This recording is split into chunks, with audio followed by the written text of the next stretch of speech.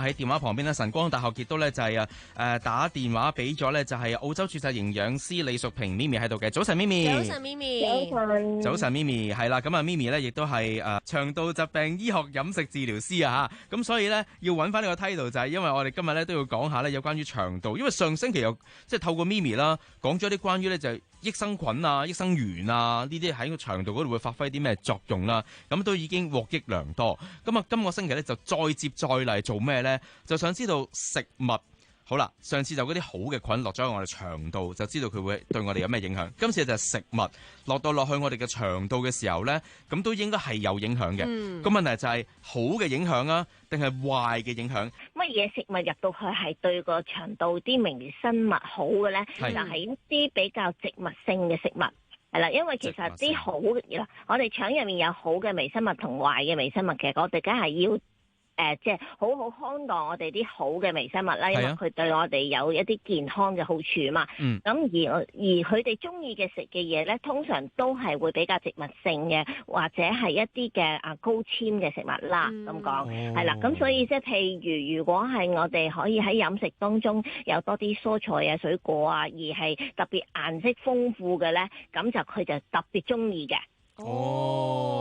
即係嗰啲燈籠椒，佢哋又好中意噶咯。係啊，或者啲水果啊，好似係啲比較啲色係深啲啊、紅啲啊、黑啲啊，咁佢亦都係非常之中意嘅。咁啊呢個就對腸道入邊嘅菌咧就係好嘅，咁肉佢哋就麻麻地嘅，照你咁講係嘛？係啦，所以如果咧我哋嘅飲食咧係揀一啲有高脂肪啊、有高蛋白質嘅飲食嚟講咧，咁就好嘅微生物咧，佢哋就唔中意噶啦，咁就換轉到咩中意咧？就係啲壞嘅微生物會好中意啦。咁即係一聽就知啦。咁即係如果我食得多肉嘅話咧，咁喺個腸道入邊咧就會變成一啲即係佢哋即係殺死咗嗰啲好嘅菌。佢唔中意咧，咁佢會唔會死㗎？俾嗰啲嘢整到嗱，即時咧就未死住嘅，係啦。咁但係咧，真係唔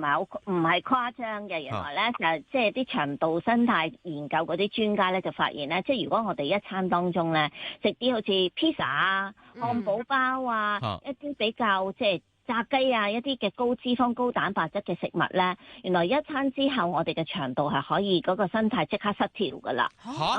一餐就失調？冇錯啦，係啦，即係聽落去好誇張，但係你可以諗下㗎，即係譬如一啲人有食物敏感嘅話，真係可能一種食物佢就即時會有反應㗎啦。咁但係咧，即係好似即係話，你食一餐披薩或者呢啲漢堡包呢啲，我會腸道生態失調，我又唔覺喎咁。咁佢嘅情況就好似啲痛風啊、膽固醇嗰啲，咁唔係話一下就有個情況出現俾你知道，佢係一餐即下，一餐即下。咁就慢慢即下咧，就變咗，哎呀，驗身可能有啲大件事嘅健康問題出嚟啦，咁係啦，咁所以其實咧，佢就唔會即時整死咗啲菌嘅，佢只係會令到咧身體開始會即係啲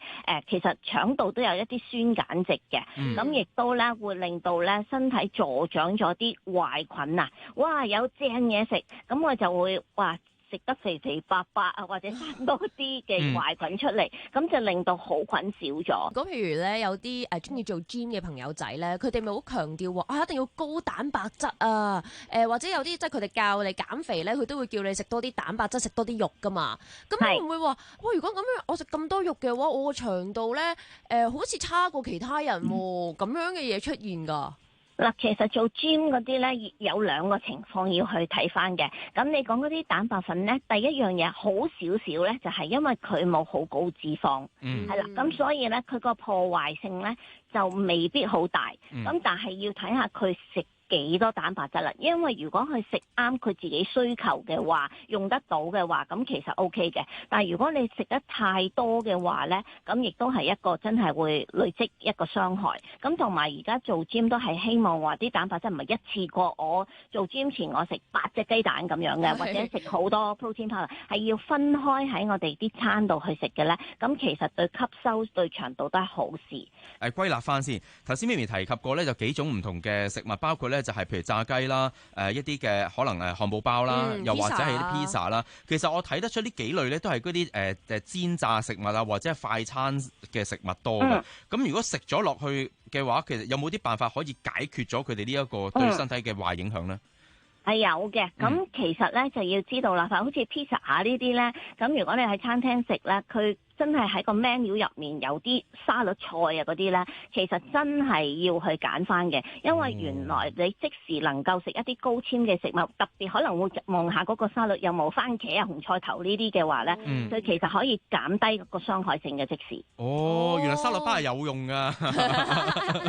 但係記住啊，啲沙律醬嗰啲係唔好嘅，加黑醋就好㗎啦。黑醋橄欖油咁啊得唔得咧？係啦，咁樣會好啲啦。但係其他沙律醬其實都係增加咗好多脂肪，咁所以就變咗冇益處噶啦。